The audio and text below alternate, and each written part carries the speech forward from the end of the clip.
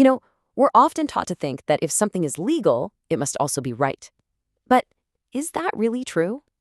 Today, we're going to dive into that fascinating and sometimes really difficult space between law and justice. So let me ask you this directly. Is everything that's legal also fair? Just take a second to think about that. When a new law gets passed, does that automatically mean it's just? This question right here gets to the heart of one of the biggest tensions in any society. All right, first up, legal versus right. This is such a critical distinction to make because, honestly, we use these words like they mean the same thing all the time. But as we're about to see, their origins and their goals can be worlds apart. From a young age, we're all pretty much taught to obey the law, right? It keeps society running smoothly. But what happens when a law just feels wrong in your gut? When your own conscience, your own sense of what's fair, is screaming that this rule is just fundamentally wrong? Well, that's the conflict we're getting into today. Okay, so to really understand the gap between law and justice, we've got to be super clear on what each one actually means. I know it sounds basic, but believe me, getting this difference is everything. And wow, when you lay it all out like this, the contrast is pretty stark, isn't it? See, law comes from the state, the government. It's designed to be rigid and apply to everyone the same way to create order. Justice, though, that comes from a totally different place, from our ideas about morality and ethics. It's way more flexible and focused on what's actually fair in a specific situation. So you can think of the law as the what. It's the official rule book, it's written down, it's concrete, and if you break a rule, there are very specific consequences. It's really designed to be impersonal. Justice, on the other hand, is the why. It's not a rule book at all. It's this big philosophical idea of fairness that we're all reaching for.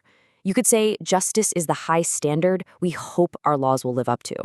So here's the crucial part. What happens when they don't live up to it? What happens in that space between a written law and our own moral compass? Well, that's where some of the most dramatic and most important moments in history have taken place. And this is a really chilling but absolutely necessary thing to realize. A law can be passed perfectly, enforced perfectly, and followed perfectly, all while causing unbelievable injustice.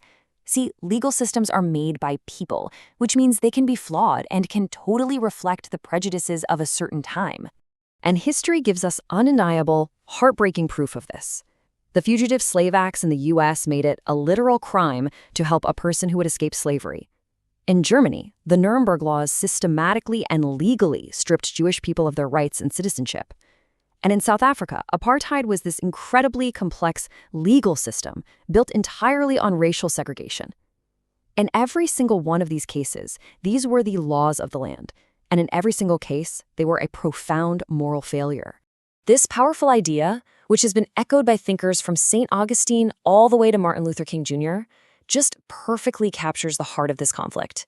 It basically argues that any law that violates our fundamental sense of justice and morality doesn't really have true authority. Sure, it's a rule made by people, but if it's not just, then it can and should be challenged. So this brings us to what might be the most important question of all. If a law can be unjust, what do we do about it? How does a society fix its own mistakes and start pushing its legal system toward that higher ideal of justice? And the key thing to get here is that this isn't something that just gets fixed once and we're done. A society doesn't just achieve justice and then move on. No, lining up our laws with what we understand to be fair is a constant, ongoing project. It's a conversation and sometimes a struggle that every single generation has to take part in. So how does that change actually happen? Well, it usually comes from three main directions. You have protests and civil disobedience, which are all about shining a bright public light on an injustice. Then you have the work of changing the laws themselves, getting rid of old, unfair ones and creating new ones. And finally, you have the courts, which can interpret laws or even strike them down if they violate our basic rights. And these things aren't separate. They all work together. Protests create the pressure to change the laws, and the courts can then protect those new, fairer laws. And that's the whole goal, really. It's this beautiful, powerful idea of a moral arc in the universe. And our job as members of society is to constantly pull on that arc, to try and bend our rigid, man-made laws just a little bit closer to that big, profound ideal of justice for every single person. So I'll leave you with this last thought, because this isn't just about history, right? This stuff is happening right now.